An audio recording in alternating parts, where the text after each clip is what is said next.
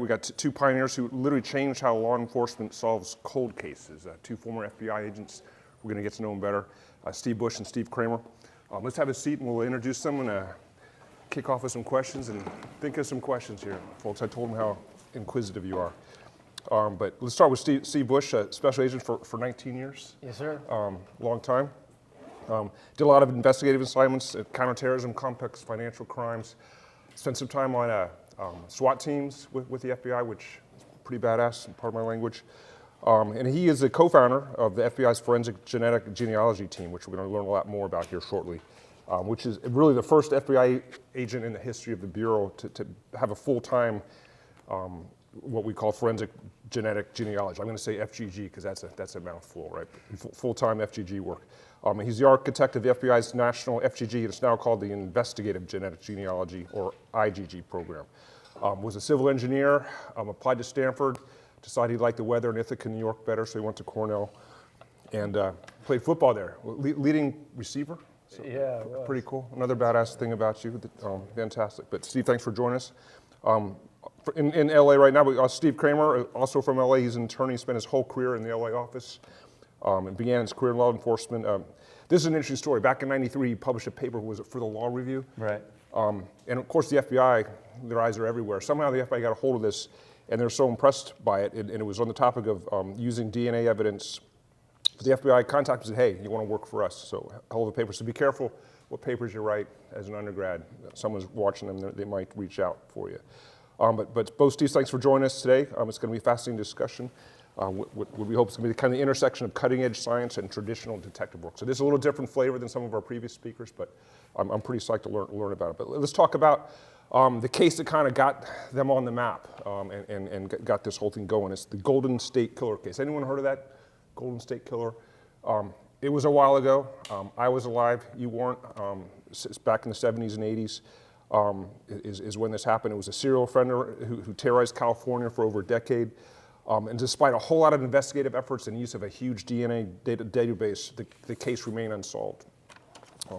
Until 2018, when investigators finally identified the guy through this new technique, which we call forensic genetic genealogy. And Steve Busch and Steve Kramer, they were huge parts of this effort, if not the integral parts of finding this horrific killer. So this was. They saw the transformative potential of the approach, and they co-founded with the FBI. It's called the first Forensic Genetic Genealogy Team, which laid the groundwork for what's now become the National Investigative Genetic Genealogy program that we have today, and is still flourishing, even though they've left the Bureau. So that's a mouthful, but Steve, I'm going to just ask you a few questions, and I'm going to turn over to the audience. But I hope I got it. Any corrections to that assessment there? No, that's just spot on. Okay, it was football. Yeah, no, that's right. Okay, and it was okay, yeah, great. Right. Okay, well, for both of you, maybe what was the breakthrough moment when you realized that genetic genealogy could really crack that Golden State Killer case? Maybe walk us through the investigation and how it unfolded. Well, for me, I was an attorney at the FBI. Unlike Steve, I didn't carry a gun or anything like that. I sat in an office and helped process warrants and give agents legal advice, things like that, and also prosecuted as a federal prosecutor. So like a few years before 2018, I read an article, literally, like this is kind of one of the cool things about the FBI, you have national jurisdiction, and as an attorney, I had a lot of free reins. I read an article about this case, the Golden State Killer case, and this guy, had murdered 13 people, raped over 50 women, broke into hundreds of homes in Northern California, Southern California, and Central California for a 10-year period between 75 and 86. And we had his DNA, had no clue who he was. No fingerprints, no face, he always wore a mask. And I'm like, I could probably use DNA to help solve that. I figured I could get the FBI with their big database, CODIS, to maybe do something different. So I literally walked into the office the next day and talked to one of the, we have what we call task force officers. He's a Orange County Sheriff's deputy that works as an FBI agent. And I'm like, hey, who has that case? He told me the guy. I called up the deputy and said, yeah, you can work on the Golden State Killer case. And then I quickly realized that the only way we were going to solve it, the FBI lab wasn't going to help us. Every time I put in a call to the FBI lab, they're like, we've been doing things the same way for years, Steve, don't bother to change it. And so I, with one of my partners on the case, said, what if we could get DNA and put it into like Ancestry or 23andMe? Because people are always using those sites, right, to find biological parents like adoptees. I'm like, we can do that to find a killer. So literally that's what we did. We started looking for DNA. There's lots of DNA from the 50 crimes. And we were able to, I started getting on the phone and calling. This is one thing that was cool about being with the FBI is like, when the FBI calls like companies, I can call like Ancestry, 23andMe. I'm like, hey, this is Steve Kramer. I'm an attorney with the FBI. Can I speak to your CEO?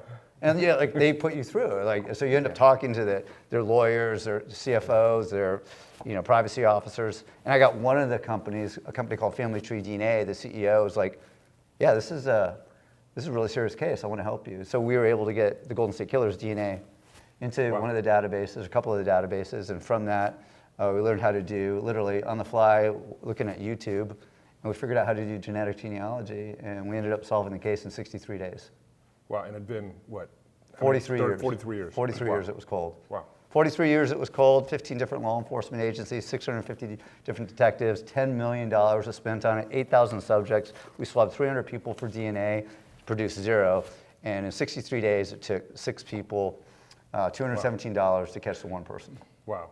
Steve, what was your role there? Yeah, no, I actually had no role whatsoever in the I think I brought him coffee, maybe, might have been all I did during the Golden State Killer case. I was still being a tactical guy back then. But I can tell you this, most people thought he was nuts. I mean, he kind of is a little bit nuts. But people looked at him and they thought, this is never going to work. Like this process, this Frankenstein process that you're talking about is not going to work. And what I thought was really interesting was watching a bureaucratic industry that was not willing to change. All of a sudden, people started to learn to change because they're like, hey, this guy's onto something. This might actually happen.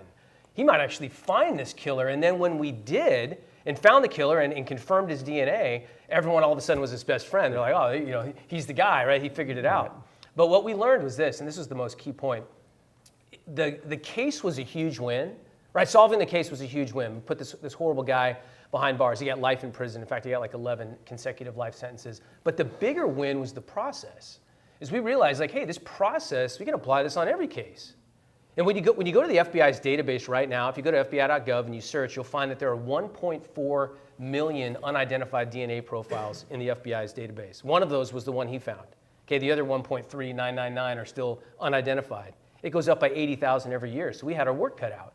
Let's take this process and let's see if we can apply it to another case. And in the next 12 months, we did 12 additional cases the exact same way that Steve did on the Golden State Killer. And we solved 12 unsolvable cases that had been cold for decades and decades. And it was at that point, Joe, that the FBI started to pay attention and they realized, hey, these guys might be onto something. And maybe we should put a little bit of money and a little bit of time into this. And so, I mean, that led to, going back to FBI headquarters, to the big room that you guys see in the movies, and meeting with the deputy director and the director and saying, hey, this is what we're doing. Here's the metrics. Here's how it works. Wow. Support us, and let's continue to do this on every case. So we meet a lot of founders and startup founders. You can see a lot of the same qualities that Steve, crazy guy, disruptive, no one believes it'll work, and then he's onto something and everyone piles on and says, yeah. So a lot of similarities with some of our previous guests that started companies using disruptive technologies. So I know that I spent some time in the military, a big bureaucratic organization. I worked around the FBI.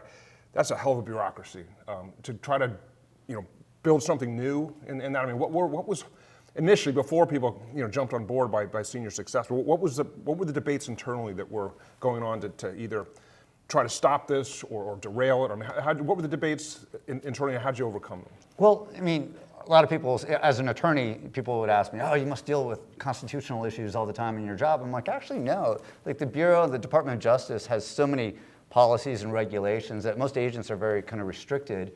And here's the way you do a crime. This is the way you investigate it. These are the tools you use. And again, I wasn't an agent, so I could do whatever I wanted. And it was just, we just put out facts. Steve and I are like, hey, this technique is legal. We ran it against all the lawyers at DOJ. It's legal to take DNA, put it into a commercial database. There's not a privacy interest based on various laws, but it will help solve this case, a terrible case. And we're trying to do the right thing versus everyone just checking the box and doing it the way they've always done it before. And that was the big thing. And I was really fortunate in my job because I reported to the assistant director. Yeah. So I didn't have as much bureaucracy as say Steve did as an agent, where you have layers of bureaucracy. So I think having that lack of bureaucracy for me allowed me to basically, go forward and do what we wanted to do. Can I add one thing to that? So the FBI was really good about doing things right. Okay, they weren't always good at doing the right things, is the way that I like to put it. And so, the right thing in this case was put the DNA into the database and find the killer. But the FBI was like, no, that's not how we do it. We need to do it this way. This is the systematic way. And so what you found was the metrics that were successful according to the FBI didn't necessarily align with the mission. And so when you had, they called it integrated program metrics. This is what our managers were graded on, if you will. And so if the IPM didn't say put serial killers in jail, then it didn't really help our boss. If we say, yeah, put 12 serial killers in jail, they're like, yeah, but that's not how my success is measured. My success is measured by these other things over here, right? It's not measured by how many games we win, Joe. It's measured by how many rotations the ball has when I throw it out of my hand. It's like, well, no one cares about that if you don't win games. So we wanted to solve cases. That was our mission, and that's what we tried to push, at the Bureau. Awesome. So I don't think a lot of us are familiar with the actual differences between this investigative genetic genealogy and like a traditional DNA database. Can you kind of give us in layman's terms the biggest difference, and what allowed you to leverage this to such great effect, this new approach? Yeah, I'll take it. So the FBI has a database that's called CODIS. Have you guys heard of that? It's an acronym. It stands for Combined DNA Index System. Congress authorized it back in 1994. It took off in about 1998. And what it allowed the FBI to do is when you commit a felony, they take your DNA and they put it in the system. And it sits in there in case you commit another felony, right? So just imagine you commit a felony in 1998, your DNA goes in the system. You commit another one in 2005, they find your DNA, they go back and compare it, they go, oh, this guy's already in the system. It's Joe Felter, he's acting up again, right? He's the guy. So that is how DNA was done in the FBI for 30 years, right? They take the DNA and it's kind of like a lottery ticket. They check and say, is this guy's lottery ticket in the system? It either matches or it doesn't. Okay, now fast forward to 2018 when Steve wants to do the Golden State Killer case. Of course, this guy's DNA is not in CODIS. If he was, we would have already solved it. So with genealogy, the difference is you take a DNA profile that's completely different than the one that's used for CODIS. You put it into an ancestry site. It's not going to tell you who your bad guy is, but it's going to tell you who his distant relatives are. And then instead of building your family tree from you up and out, you start with these distant relatives and you reverse engineer it out and in. And you figure out, you have all these different signatures of DNA. Well, what are they pointing at? What does the aggregation of all of that data point at? It only points at one guy. And so it's a completely different process than what is that how you would describe it? Yeah, absolutely. The other point I'd mention is a lot of people will say, I don't want to do an Ancestry or 23andMe test because I don't want the cops coming looking for me. If you commit a crime, like everybody here is identifiable. Like you don't need to have your DNA in one of these databases because if you commit a crime, we put your DNA in it, we'll find all your relatives. And then, like Steve said, triangulate back. Mm-hmm. So it doesn't matter like whether you're in it or not. We're not looking for people that are already in it.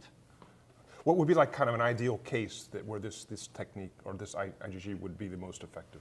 Well, I think one of the most obvious, if you're familiar with the murder of the 4 college students in Moscow, Idaho, the Brian Koberger case. Yeah. So that was a case that our team did. Our company played a small role in that. But that's a case where heinous crime, 4 people murdered, and there's a tiny bit of DNA left at the crime scene, and the police have no idea who the person is. In fact, I think if you're familiar with that case, they said, oh, the guy drove a white Hyundai Elantra, like a 2013 to 2016. And so everybody that drove, there's like 20,000 of them, everybody that drove that type of car was a suspect. Everybody that was within the geofence, that's basically a quarter mile or a half mile of crime scene, they check all the phones that were pinging at the time of the crime. All those people are subjects. So there's thousands of people that are subjects. The FBI comes in, does genetic genealogy. I think it took them 9 days, and identifies one person, Brian Koberger, who they ended up arresting.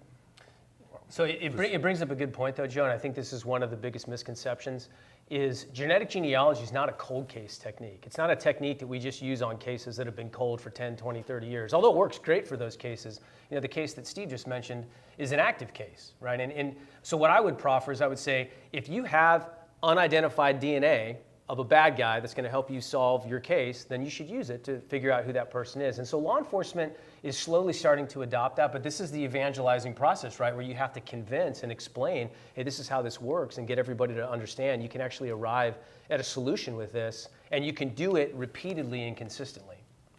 I mean, the big topic of balancing privacy concerns. I mean, how do you obviously, at face value, people are pretty wary of this, and law enforcement having access to this type of information. How do you balance privacy concerns? Well, obviously, the real important priority of finding these horrible people and getting behind bars. Right. Well, all of the sites, like if you do an ancestry test or 23andMe test, and you check the box, you want to find out who your relatives are. You're not sharing your actual DNA. Nobody's going to know your genetic code or anything like that. All they're seeing is how much DNA you share with somebody. Everybody here you share exactly 50% of your DNA with your mother and the other 50% with your father. Grandparents is about 25%. So these sites are just showing you essentially what percentage of DNA you share with everybody else in the database. So I don't know what your genome is or anything about you, but I do know you share 2% DNA, so you must be like a third cousin or whatever it might be.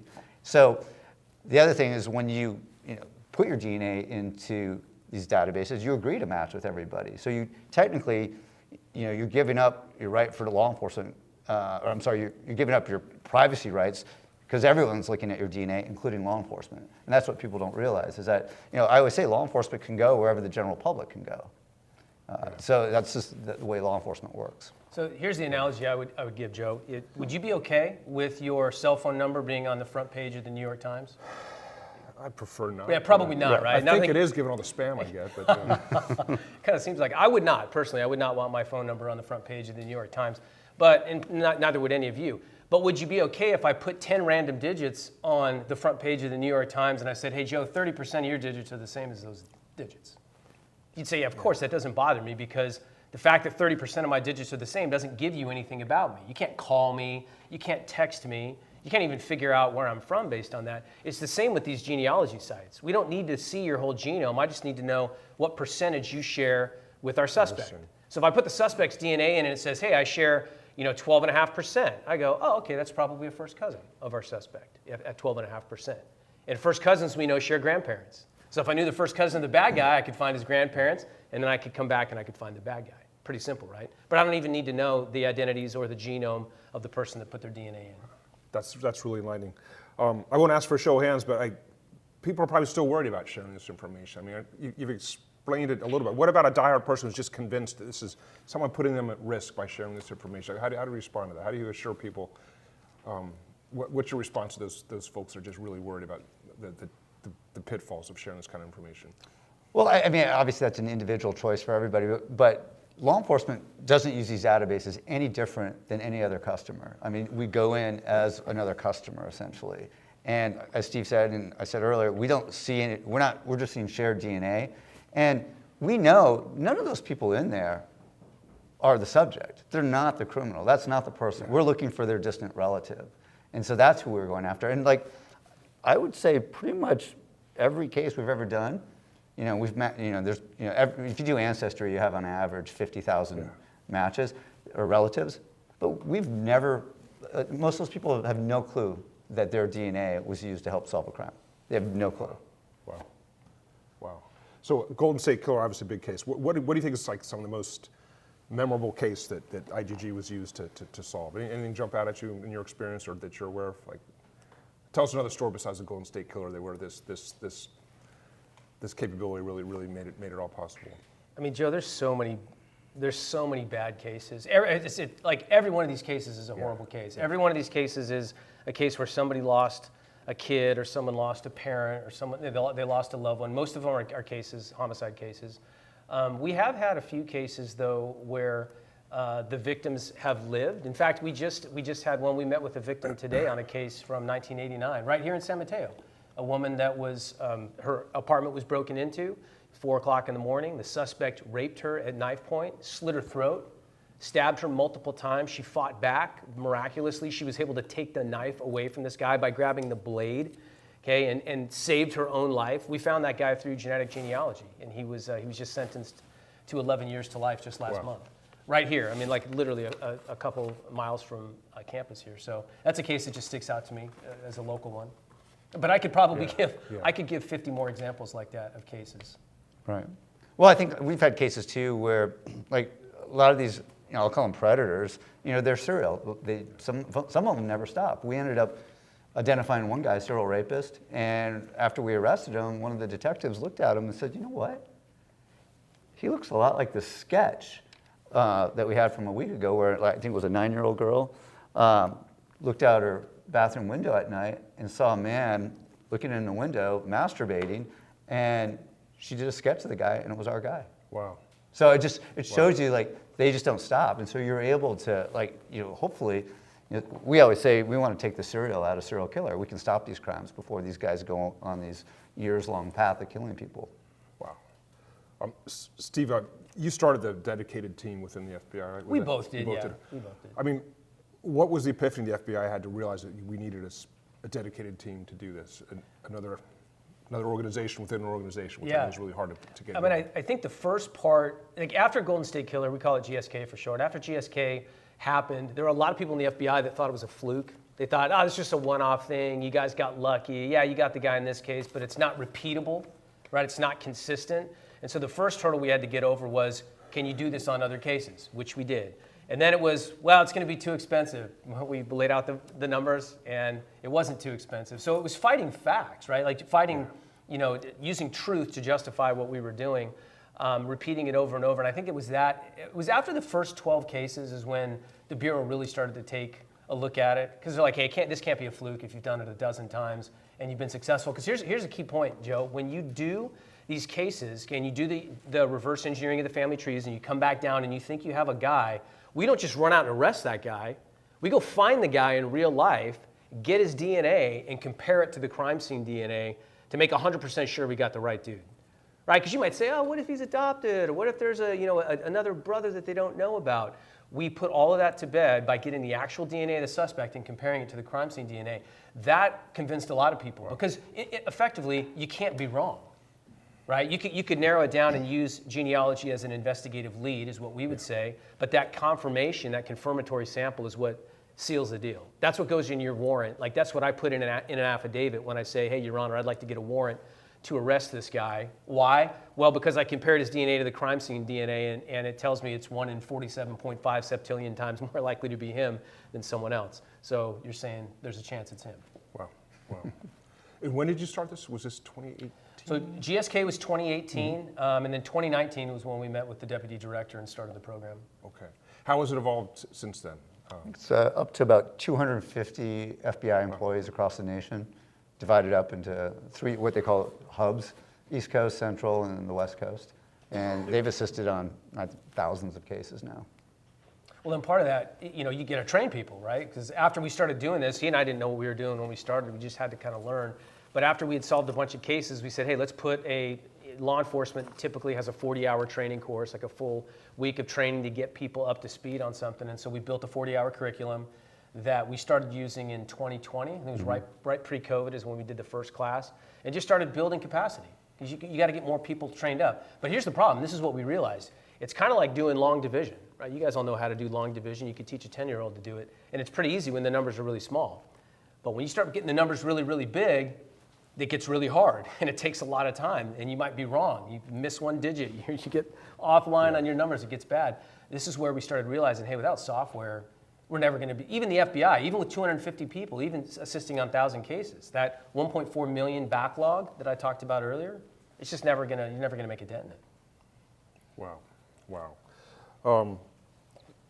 If you were, back when you started 18 or 19, if you could have seen where the capabilities exist today, what would have surprised you the most? Like, has there been some breakthroughs that you, gosh, I wish I had this, earlier? Is there, given when you started to now, what's the biggest advances in this technology, if any?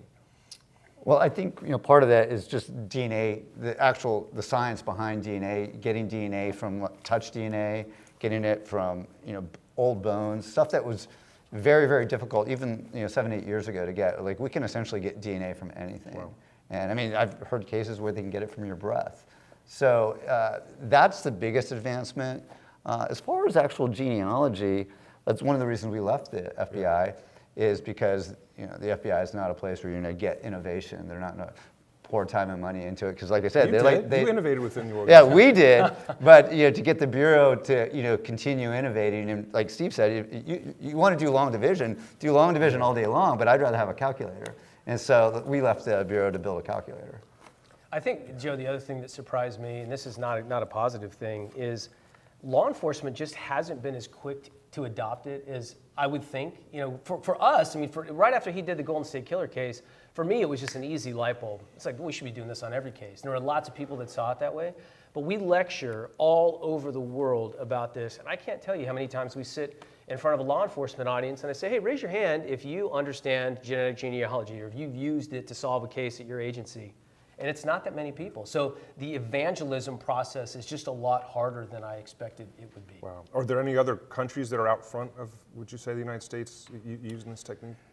There's nobody that's in front of the U.S. right now, not with the technique. The Australians are doing pretty well. I mean, they're starting to pick some things up, and there's some other folks And too. some in Europe, in some of the eastern countries in Europe. I mean, everyone's looking at it. You know, we've been out there, trained different countries, different law enforcement agencies. The hard part for us is like people at the Bureau, like at management in Washington, D.C., they actually told Steve and I, are you trying to solve all the cases right now?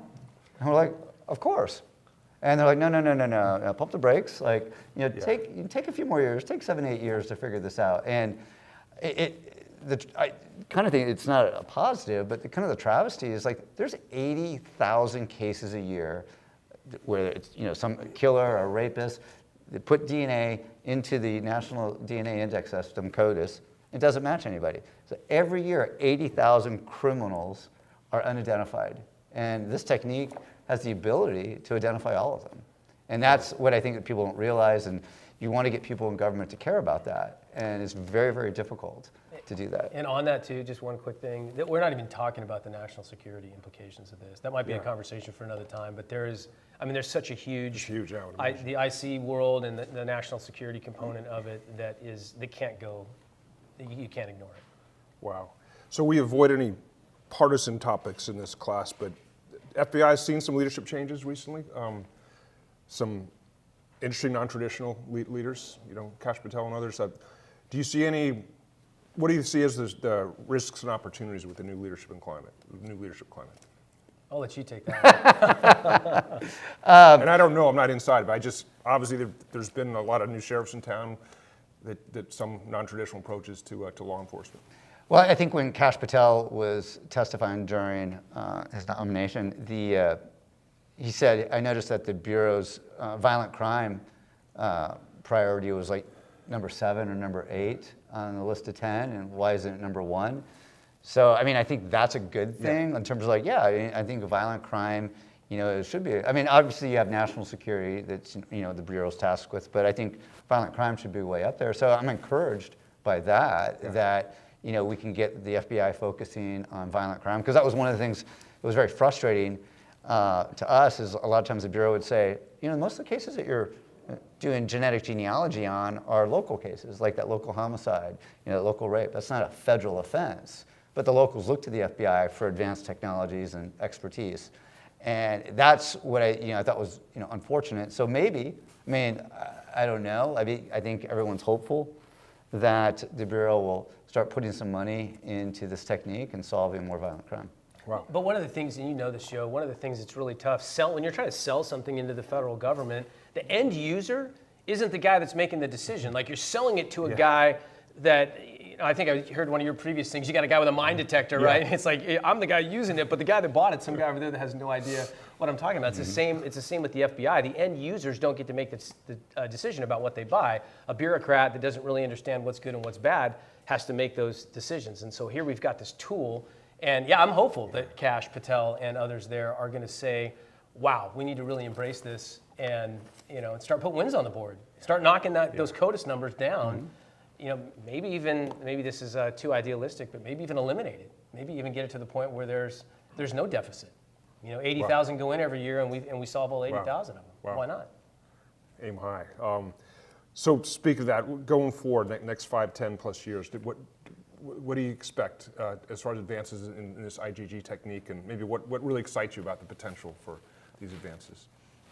Well, I'll tell you what excites me is that guy in the back of the room right there, Isaac Bozeman, our CTO, who is one of the most gifted artificial intelligence machine learning experts in this world. Yeah, Isaac, I meant to give you a shout out when we Literally. did the intros, but thanks for joining us. I mean, that's the game changer for us is, the whole process of genetic genealogy relies on your ability to infer relatedness between people. And you can do this real easily if you look at a record and you see, Joe Felter, and then you see a guy that lives at the address, named Ben, right? And Ben's 25 years younger than Joe. You go, well, Ben might be Joe's what?